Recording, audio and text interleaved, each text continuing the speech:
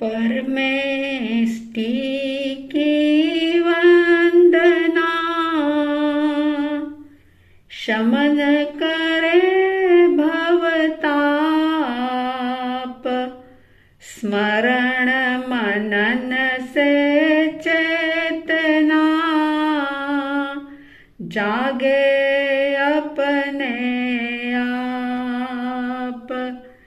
अनुप्रेक्षा सद्धर्म की, निज गुण में अवधान। मोक्ष मार्ग पुरुषार्थ का, अंतिम लक्ष्य प्रधान।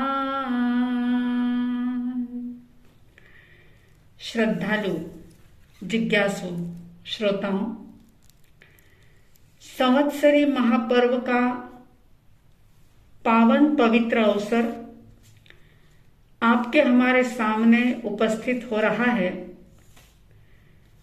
और हर बार ही आप सुनते हैं कि ये संवत्सरी महापर्व जो मन की गांठों को खोलने का दिन है।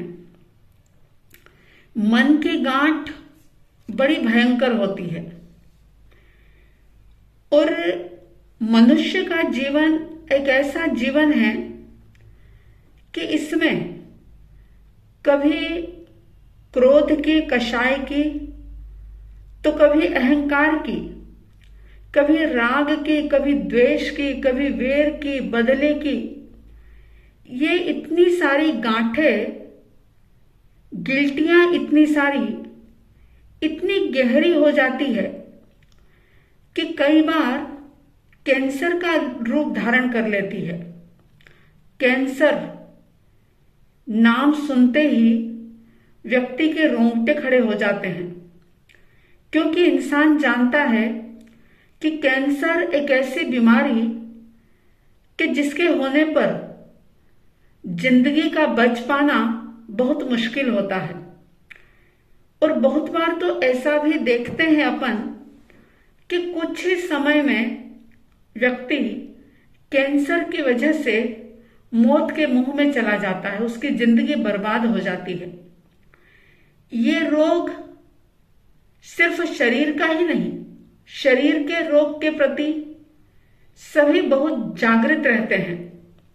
लेकिन क्या कभी आपने विचार किया, परमात्मा की वाणी ये कहती है कि अगर हमने अपने अंदर के कैंसर की तरफ ध्यान नहीं दिया, यानी कि क्रोध की, कषायों की, वेर की, द्वेष की, फिर चाहे वो गिल्टी किसी व्यक्ति के प्रति हो, वस्तु के प्रति हो, स्थान के प्रति हो, किसी भी प्रकार की क्यों ना हो, जब ये गिल्टियां हमारे भीतर में होती है तो ये शरीर के कैंसर से भी ज्यादा भयानक रूप लेती है।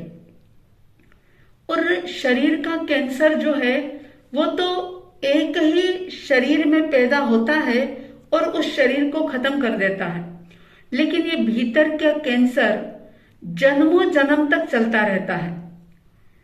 और असंख्य ऐसी जिंदगियां होती है आपकी हमारी कि वे धाराएं कैंसर की जो हमारे जीवन को बर्बाद कर देती है।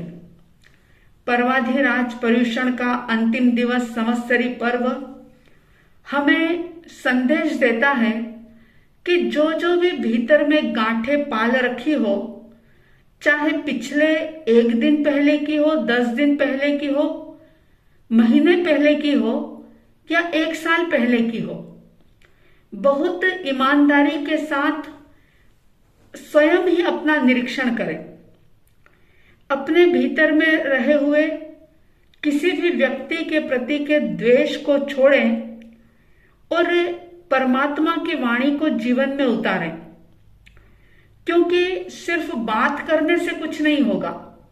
प्रतिक्रमण करते हुए आप सभी 84 लाख जीवा योनि से क्षमा याचना करेंगे, आलोचना भी करेंगे, लेकिन बहुत सूक्ष्मता से, गहराई से देखना कि सच में प्रतिक्रमण हो रहा है या सिर्फ पाठक्रम हो रहा है। पाठक्रम और प्रतिक्रमण दोनों में बड़ा अंतर है। अगर सही अर्थों में प्रतिक्रमण होगा तो हमारे भीतर के जो कांटे हैं, जो कैंसर की गांठें हैं, वो निकल जाएगी और परमात्मा की वाणी, जिसका आधार लेकर के हम अपने भीतर को शुद्ध कर पाएंगे, अपने विचारों की शुद्धि कर पाएंगे और इतना ही नहीं, अज्ञान अंधकार से हट करके अपने भीतर में ज्ञान की, विवेक की ज्योति को भी जला पाएंगे। और यही तो उद्देश्य है संवत्सरी महापर्व का, कि हम क्षमा कर दें। सामने वाला कोई हमें क्षमा कर रहा है या नहीं कर रहा, ये देखने की बात नहीं है, ये जानने और समझने की बात नहीं है। ये दिन जो है वो तो सिर्फ और सिर्फ अपने अंतर का अवलोकन करने का दिन है। और अगर इस दिन हमने अंतर का अवलोकन नहीं किया और सिर्फ हम ये सोचते रहे कि सामने वाले ने मेरे साथ ऐसा किया, उसने मुझे क्षमा नहीं की, उसने खमत खामना बहुत ऊपर ऊपर से किया, उसने तो मुझे माफ नहीं किया, फिर मैं उसे क्यों माफ करूं। कोई कोई व्यक्ति आपके जीवन में ऐसे भी होंगे कि जिन्होंने आपके साथ बहुत बुरा व्यवहार किया होगा, फिर चाहे वो आपका करीबी रिश्तेदार ही क्यों ना हो, सास बहू का रिश्ता हो, ननंद भाभी का रिश्ता हो, भाई बहन का हो, देरानी जेठानी का हो, पति पत्नी का हो, बिजनेस में कोई आपका पार्टनर हो, कोई भी क्यों ना हो, आपका पड़ोसी हो, कोई भी व्यक्ति ऐसा होगा जरूर आपके जीवन में जिसने आपके साथ आपके अनुसार बहुत गलत किया होगा और आपके अपने अनुसार आपने उनके साथ बहुत अच्छा किया होगा, बहुत उनको हेल्प की होगी, उनको समय समय पर आपने सहयोग किया होगा, आपने उनकी सेवा भी की होगी, लेकिन आपको उन्होंने कभी भी अच्छा सिला नहीं दिया होगा। उन्होंने हमेशा आपकी निंदा की होगी, बुराई की होगी, अपशब्द बोले होंगे, ताने कसे होंगे। तो पता है आपको कि अपना मन जो है ना, वो ये कहेगा कि मैं बाकी सबको तो माफ कर दूं, लेकिन इनको तो मैं कभी माफ कर ही नहीं सकता या कर ही नहीं सकती, क्योंकि इन्होंने मेरे साथ जो किया है उसको मैं कभी भूल नहीं सकती। ज्ञानी कहते हैं कि ये अपने आप को ही एक प्रकार से अशुद्ध करने के बहाने हैं। हम बहाने ढूंढ रहे हैं।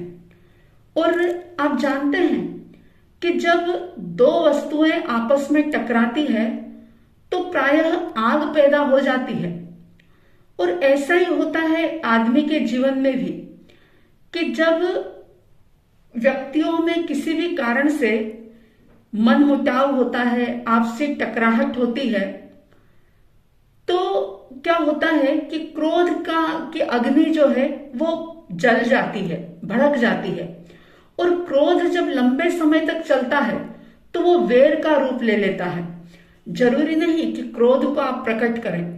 अगर आपके भीतर में क्रोध चल रहा है तो आपका मन तो आपको ये कहेगा कि नहीं नहीं, हमने तो गुस्सा थूक दिया, हमें तो कोई क्रोध नहीं है, हमें तो कोई गुस्सा नहीं है, लेकिन भीतर में वेर की गांठ बन रही है और बहुत गहरी बन रही है। संवत्सरी पर्व ही एक ऐसा पर्व है जो जीवन की सारी गंदगी को साफ करके क्षमा की धारा बहाने का पर्व है ये।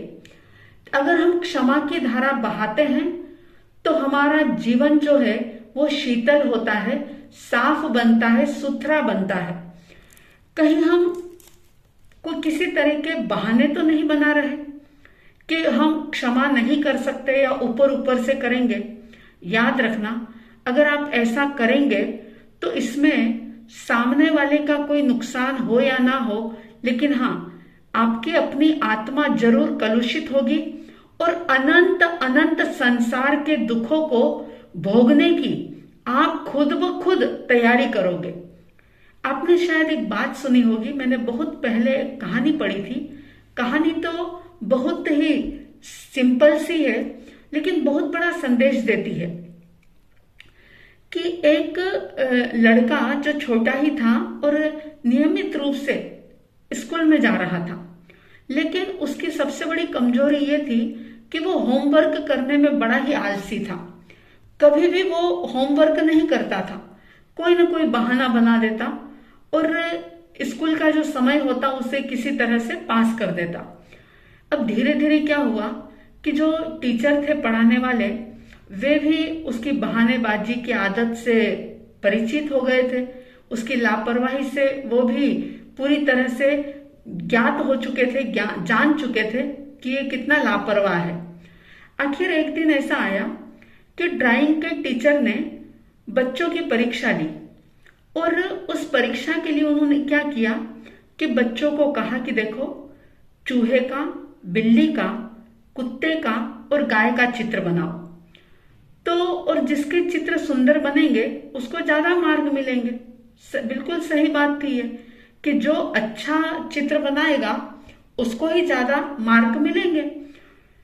तो अब क्या हुआ कि सभी बच्चों ने चित्र बनाए, लेकिन जो बच्चा लापरवाह था, बहाने बनाने में बड़ा होशियार था, समय का मूल्य नहीं जानता था वो, तो उसने क्या किया कि कोई चित्र नहीं बनाया बल्कि अपने दिमाग में बहाना ढूंढ लिया। देखिए, शक्ति तो खर्च की, लेकिन अपनी दिमाग की सोचने की शक्ति उसने सिर्फ बहाना ढूंढने में लगा दी। और आखिर जब उसने बहुत सोचा तो उसे बहाना मिल ही गया।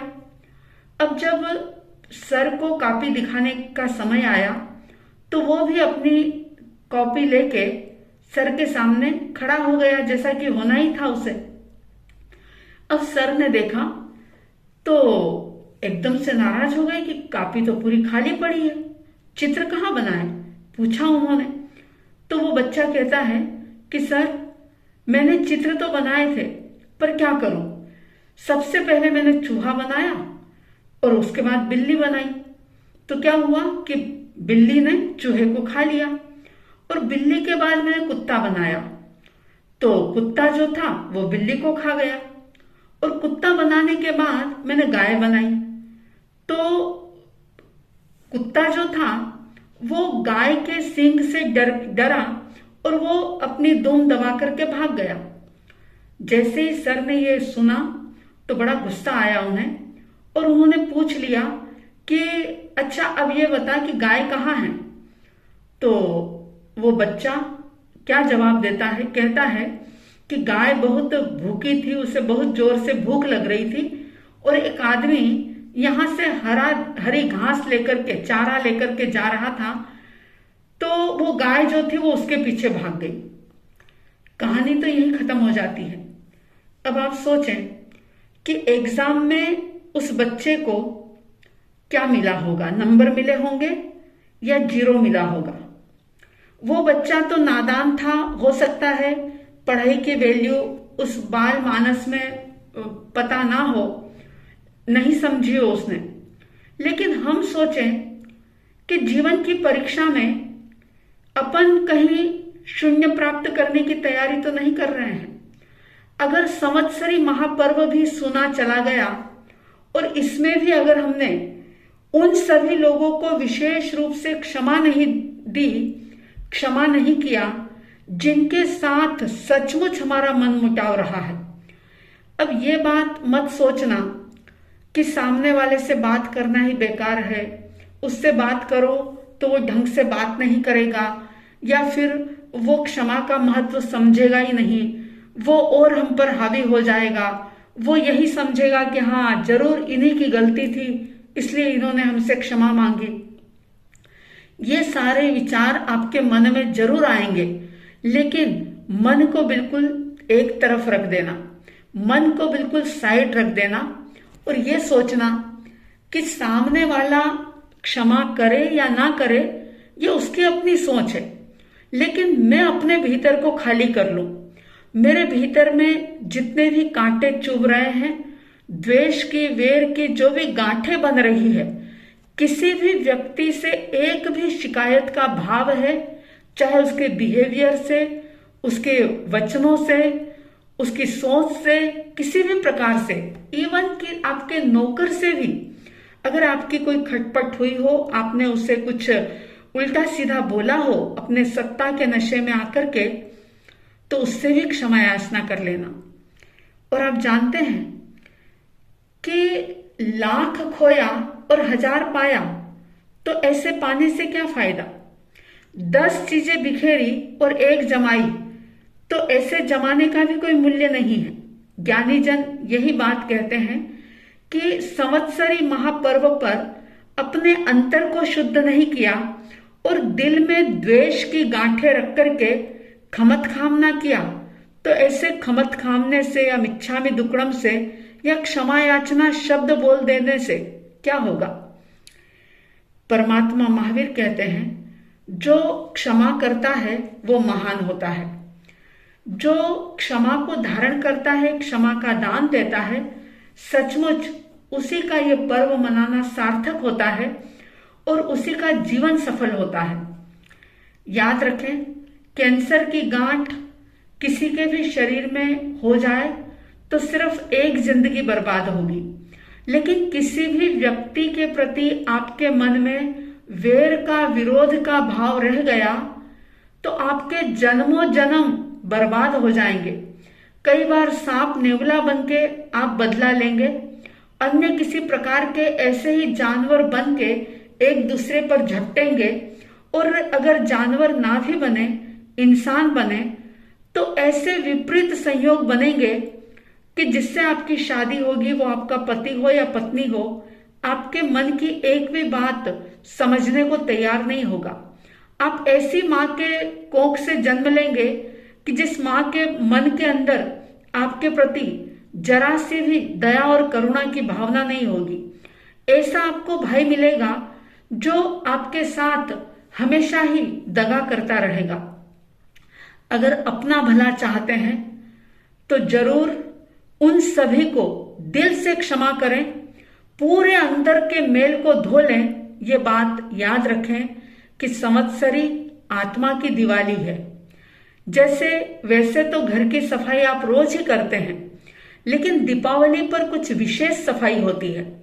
घर का एक एक कोना देखा जाता है, एक एक डिब्बे देखे जाते हैं, एक एक सामान देखा जाता है कि कहीं कोई गंध जमा ना रह जाए, क्योंकि अगर घर गंदा रह गया तो लक्ष्मी हमारे घर आएगी नहीं। ऐसी मान्यता है लोगों की। सही है गलत है मैं कुछ नहीं कहती, लेकिन लक्ष्मी को पाने के लिए ही सही व्यक्ति घर का एक एक कोना साफ कर लेता है। ध्यान रहे, ये संवत्सरी महापर्व आत्मा की दिवाली है। अगर हमने अपने आत्मा को यानी अपने भीतर के घर को अगर शुद्ध नहीं किया, वेर विरोधों की, गिले शिकवे की, शिकायतों की, पिछले समय में जिन जिन ने भी हमारे साथ बुरा किया है, उन सब बातों को बार बार याद करके अगर हमने उन गांठों को पक्का बनाया है, तो इस दिन उन गांठों को तोड़ दें, उनको क्षमा का दान दे दें। देखिए, सामने वाले ने तो एक बार आपको गाली दी होगी, एक बार आपके साथ धोखा किया होगा, लेकिन आप उस बात को याद कर कर के अपने आप को कितनी बार गाली देते हैं।